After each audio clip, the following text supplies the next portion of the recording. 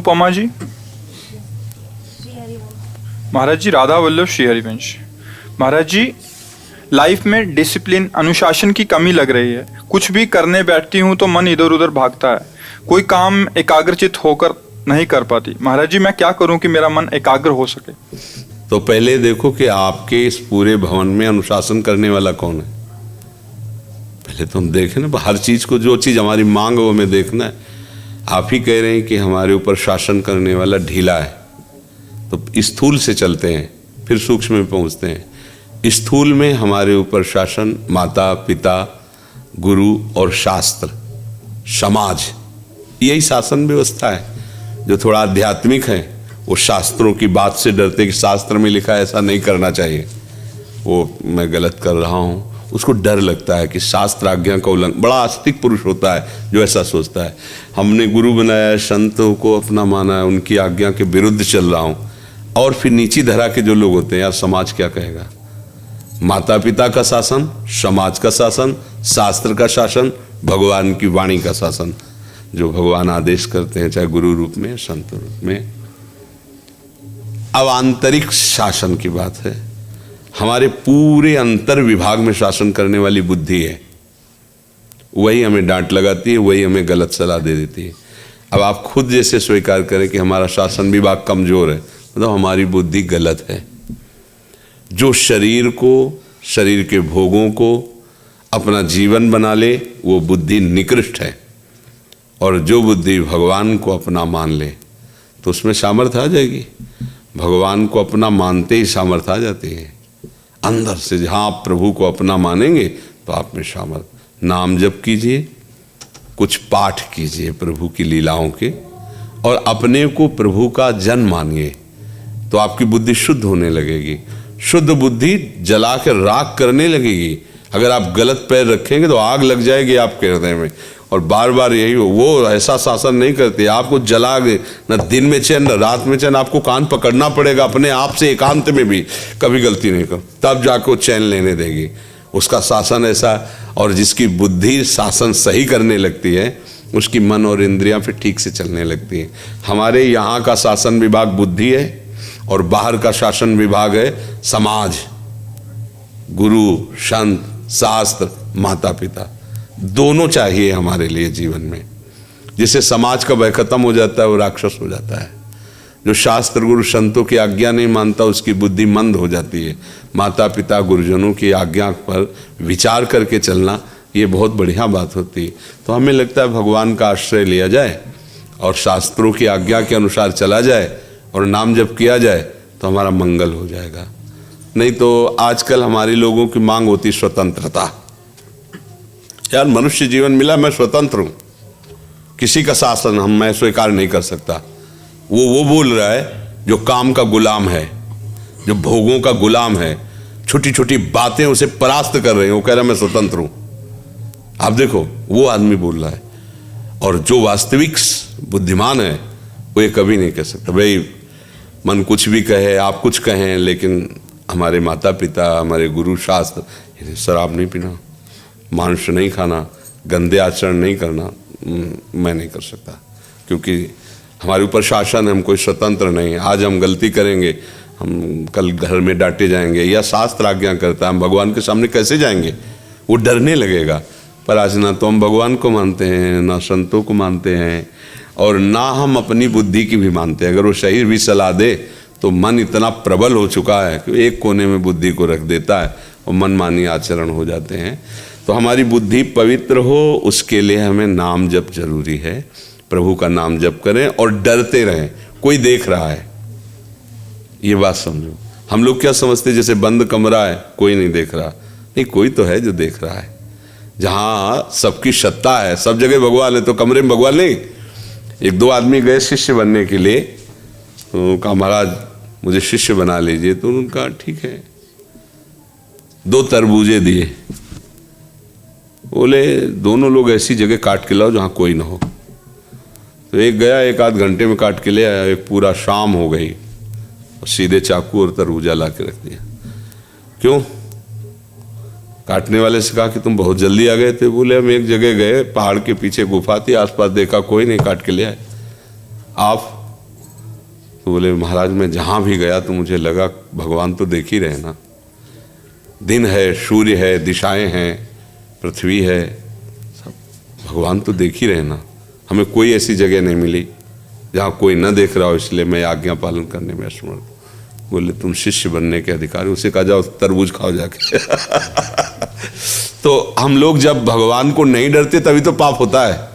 यार बंद कमरा कोई नहीं है, या अमुक जगह खाली सुनसान स्थान नहीं, उस समय भी वो देख रहा है जो न्यायाधीश है, जो तुम्हारा दंड देने में समर्थ स्वामी है, वो देख रहा है। अगर ये बात तुम मान लो तो तुमसे पाप होगा ही नहीं। पर ये बातें मानते कहाँ हैं अपने लोग, और ये वही मानते हैं, ऐसा नहीं कि सब नहीं मानते, वही मानते हैं जो भगवान का भजन करते हैं, डर जाते हैं। नहीं, ऐसा नहीं कर सकता। देखो सदन कसाई जी का चरित्र आता है। वो कसाई कुल में जन्म लिए थे, इसलिए कसाई वाड़े से मांस ला के बेचते थे और खूब भजन करते थे। महात्मा थे वो, काम उनका वो था इसलिए करते थे। तो एक बार वो भगवान के दर्शन, जगन्नाथ जी के दर्शन के लिए चले। पहले प्राय पैदल ही यात्रा होती थी। तो एक गांव में गए, तो संत भाव में थे, भिक्षा मांग करके।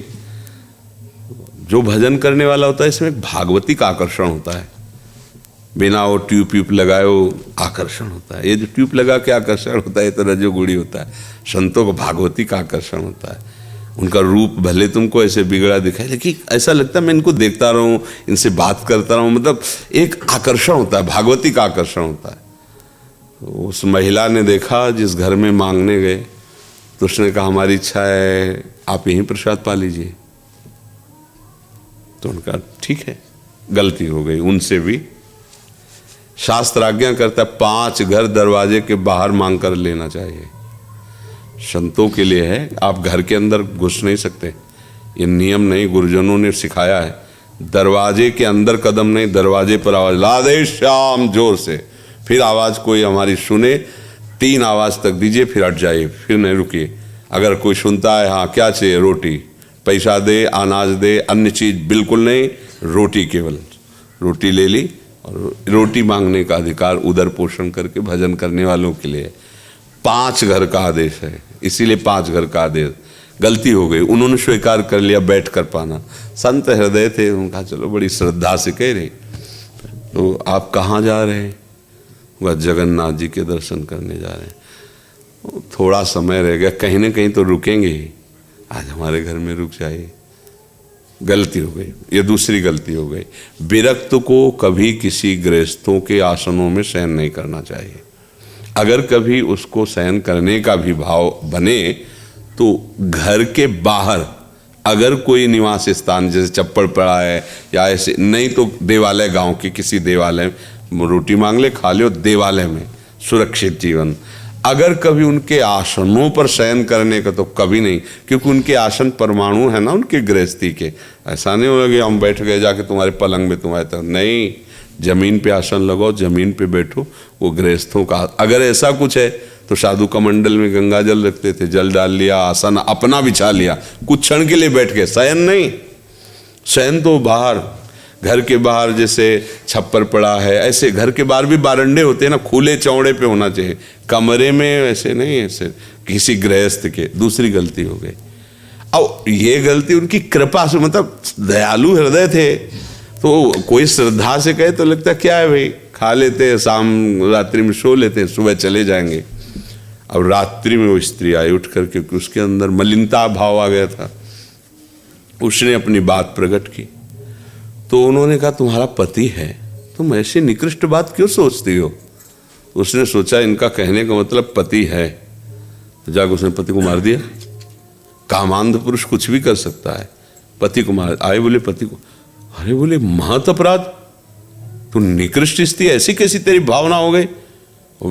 कस के दबकाया और बाहर निकलने लगे। तो उसने रोका, उनका समझते हो, अगर मैंने शोरगुल मचा दिया तो तुम जिंदा नहीं रहोगे यहाँ से। तो उनका मृत्यु स्वीकार है, लेकिन गलत आचरण नहीं। ये देखो धर्म पे जो चलने वाले, उसने हल्ला मचा दिया। अब वो तो स्त्री, ये देखो इनको साधु समझकर रात में रोका, लेकिन रात में इन्होंने हमें छेड़ा तो हमारा पति विरोध करने लगा, इन्होंने पति की हत्या कर दी और मुझे छेड़ने के लिए तैयार है। वो तुम्हें हल्ला मचा दिया, आप लोग आ गए। गांव के लोगों ने उनको पिटाई की और बंधन डाल के सुबह राजा के पास ले गए। राजा ने देखा, उसने कहा कि हम आपकी ही स्वीकृति से दंड देंगे, पर आप बताइए क्या आपने अपराध किया है? तो संतों की भाषा समझना केवल संत ही समझ। तो उनका बिना अपराध के दंड कैसे हो सकता है? कोई न कोई अपराध तो होगा, इसीलिए भगवान ने मुझे पवित्र करने के लिए दंड दिया है। अब वो समझ नहीं पाए इस भाषा को। भाई वो संत है, वो समझते कोई न कोई पाप किसी जन्म का तो है ही जो हमें फंसा के पिटवा रहा है। तो उन्होंने कहा कि इनके हाथ काट लिए जाए। दोनों हाथ काट लिए गए सदन जी के और छोड़ दिया जाए। साधु है इसलिए इतना करके छोड़ दिया जाए। हाथ काट लिए गए दोनों। जगन्नाथ जी रुके नहीं और जगन्नाथ जी के सामने जाके कहा, आप तो सब जानते हैं ना, पर प्रणाम करने की इच्छा थी पर हाथ ही नहीं है। तो अब प्रणाम करने के लिए, दंडवत करने के लिए हाथ का भी तो सहारा चाहिए ना, चाहे पंचांग चाहे साष्टांग। और पहली मुद्रा तो प्रणाम की यहीं से शुरू होती है। हाथ जोड़ा, फिर लेट गए ऐसे। तो जी ही ऐसे जोड़ने के लिए किए तो नए हाथ जग गए। हष्ट पुष्ट तेज संपूर्ण जागृत हो गया। जो वो मारपीट हुई है एकदम स्वस्थ शरीर तेजस्वी। धर्म से चलने वाले की थोड़ी सी आपको लगेगा कि डाउन हो रहा है, कभी डाउन नहीं हो सकता। अब अगर सोचो भगवान का आश्रय ना होता तो फेल होने में देर लगता है कि यार दुनिया जान जाएगी, इसलिए नहीं। जो भगवान का आश्रय लेता है, देखो कैसा बुद्धि का शासन कि मृत्यु का समय आ रहा फिर भी अधर्म नहीं। मृत्यु के समय लोग मार डालते, राजा फांसी में चढ़ा देता। अच्छा, धर्म ये कहता है कि हमारे ही कर्मों का कोई ना कोई फल होगा, इसलिए उन्होंने उसी सिद्धांत को कहा। जैसे धर्म बैल रूप में था और कलयुग गाय को मारा और फिर पैर तोड़ रहा था धर्म के। तो परीक्षित जी ने पूछा बैल से कि कौन तुम्हें मार रहा है? तो साक्षात धर्म थे। बोले इसका सही निर्णय नहीं कर सकते, मेरा कर्म मुझे दंड दे रहा है कि काल दंड दे रहा है। आप राजा खुद विचार कर ली, समझ गए साक्षात धर्म है। धर्म ये नहीं कहता कि कोई दूसरा कष्ट दे रहा है, मुझे जो कष्ट मिल रहा है वास्तविक बात यही है, मेरे किसी कर्म का दंड मिल रहा है। आज हम जो दंड भोग रहे हैं इसमें निष्पाप हो सकते हैं, लेकिन पीछे जो हमने पाप किया वही आके आज हमें दंड दे रहा है। तो इसलिए शासन तो वही स्वीकार कर सकता है जो भगवान का आश्रय लिए, शास्त्रों का आश्रय लिए, भक्तों का आश्रय लिए, जिसकी बुद्धि पवित्र है। नहीं तो फिर तो शासन कहाँ मन स्वीकार। बड़ा उच्छृंखल मन है, चाहे लाख समझाओ समझ में नहीं आता। भगवान का आश्रय होगा तो ही संभल पाएगा। जी। राधा वल्लभ श्री हरिवंश महाराज जी, आपके चरणों में दंडवत प्रणाम। महाराज जी, राधा वल्लभ जी के समक्ष जाकर उनको कैसे निहारें और उनसे क्या प्रार्थना करें, आप मार्गदर्शन कीजिए। जब तक अपनापन नहीं होता तो हम दूसरे को कैसे देखते हैं और अपने को कैसे देखते हैं? सरल भाषा में, जब हम दूसरे को देखते तो चाहे जैसा कोई हो तो भाव ही रहता है दूसरा ही है। और जब अपने को देखते हैं तो चाहे जैसा ही हो प्रधान भाव रहता है अपना है। तो दर्शन में किसी के भी सुख मिलता है अपनेपन से मिलता है। नहीं, कोई बहुत सुंदर बहुत रूपवान सब है, लेकिन आपको उससे प्यार नहीं, अपनापन नहीं है, क्या है? और उसकी अपेक्षा वो कुरूप भी है, लेकिन आपका अपनापन है, तो हजारों में आपकी दृष्टि बार बार उसी की तरफ जाएगी, क्योंकि उससे प्यार है, उससे अपनापन है। राधा वल्लभ जी को प्यार से देखे, अपने मान करके देखे। बाहरी लोग आते हैं दूसरा मान के दर्शन करते हैं। भगवान है मंगल करना, घर परिवार ठीक रखना, वो दूसरा भाव है। प्रेमी जन देखते हैं अपनी दृष्टि, मेरे प्राण प्यारे हैं, निरख नयन हरिवंश, प्रेम नेत्रों से, अपनेपन से। और जब किसी अपने को देखा जाता है जिससे प्यार होता है, तो उससे अगर कुछ मांगा जाता है तो उसी के लिए मांगा जाता है, अपने से अपने लिए नहीं मांगा जाता है। ध्यान देना, जिससे प्यार होता है कि तुम्हें क्या पसंद है बताओ, हम वही ला के देना चाहेंगे कि आपको क्या पसंद है। आप बताओ कैसे खुश होगे? किसी से प्यार होता है तो हम क्या प्रश्न करते हैं, मांग क्या करते हैं? आप कैसे राजी, आपको क्या पसंद है? अरे बोलो मैं कैसे चलूं जिससे आप हमारे हो जाओ, हमसे मुस्कुराओ, हमसे राजी हो जाओ। ये बातें तो प्यार में होती है ना। वही बात उनसे है कि प्रभु जिससे आप प्रसन्न होते हो वो हमें सद्गुण दे दो, जिसमें आप राजी होते हो वैसे मैं आचरण करूँ नाथ। मैं आपके प्यार करने योग्य नहीं हूँ, आप अपने योग्य बना लीजिए। मैं आपको सुखी देखना चाहता हूँ, प्रसन्न देखना चाहता हूँ, आनंदित देखना। जब ये आप देखना चाहोगे तो आपको दुख होगा ही नहीं, परम सुख होगा। जब हम अपने को सुखी करने के लिए कुछ भी करते हैं तो हम दुखी रहते हैं। सिद्धांत लोगों को समझ में नहीं आता। अपने को सुखी करने की भावना जब बढ़ जाती है तो राक्षसी भाव ले आती है। ध्यान देना, मुझे सुख होना चाहिए तो दूसरों को मारने में भी नहीं हिचकता, कुछ भी करने को तैयार हो जाता है। मुझे सुख होना चाहिए। और प्रायः अंदर झांक के देखो तो यही वृत्ति सबके अंदर रहती है, मुझे सुख मिलना चाहिए। अब वो जहां आरोपित कर ले धन, अब बुद्धि खराब, कैसे धन आए, बस ये बात है।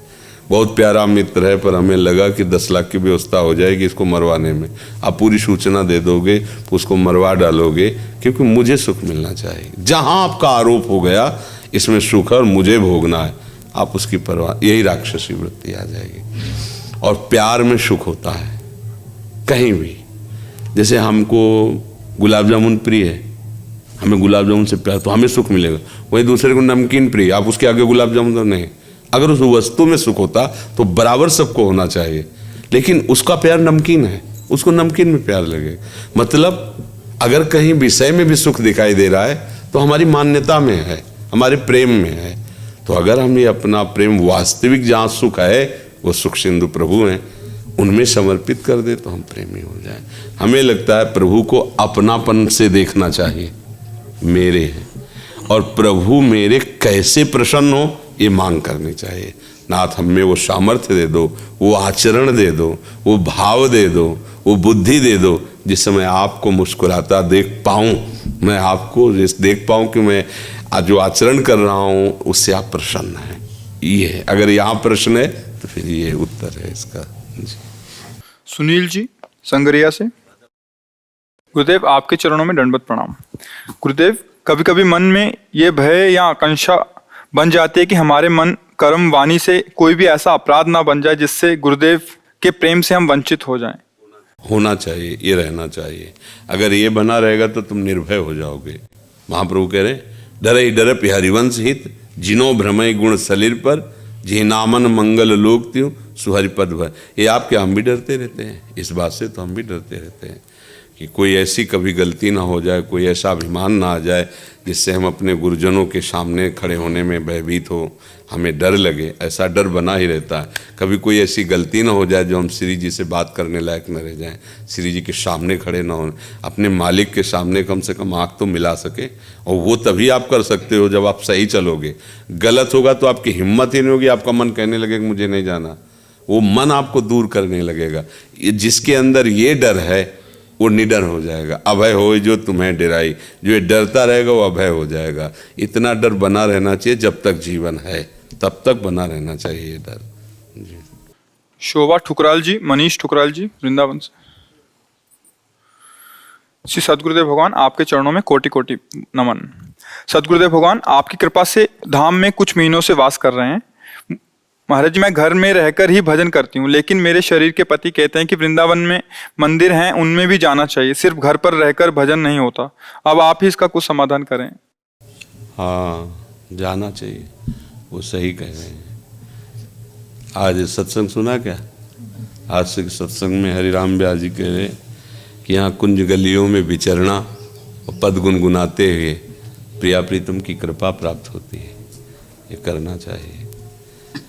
पैदल हो सके नंगे पैर राधा वल्लभ जी बिहारी जी दर्शन करने। नित्य सौभाग्य न हो तो हफ्ते में 1-2 दिन रख लो। जैसे शनिवार रविवार बहुत भीड़ होती है, छोड़ दो शनिवार रविवार, अन्य दिनों में से 5 मिनट 10 मिनट गए, केवल उनको देखा, चुपचाप चले। ये बहुत सौभाग्य का विषय कि हम धामवासी हैं। कभी कुछ मिनट यमुना जी के किनारे चले गए, कभी कभी महीना 2 महीना परिक्रमा लगा ली। धाम का आनंद तभी उन्हें। सत्संग में आती है, हाँ सत्संग में आइए, परिचय किसी से मत बनाइए। हमें लगता है कि अगर आप ऐसे परिचय बाहर बढ़ाएंगे घूमने में जाने आने में, परेशानी आ जाएगी। आपसे कोई ऐसा लग रहा है कि भूखा आदमी है बैठा है, 2 समोसे लिए उसे दे दिए, वो बात चलेगी। तुमसे कोई कह रहा है कि कल आपने 2 समोसे दिया, नहीं सामर्थ्य नहीं हमारी, बिल्कुल कटिंग। हमारा मन हुआ, तुम्हारा मन हम नहीं दे पाएंगे, क्योंकि आज अगर हमने दिए तो कल तुम घेर लोगे। ये बहुत सावधानी की जरूरत। वृंदावन में इस बात से बचे।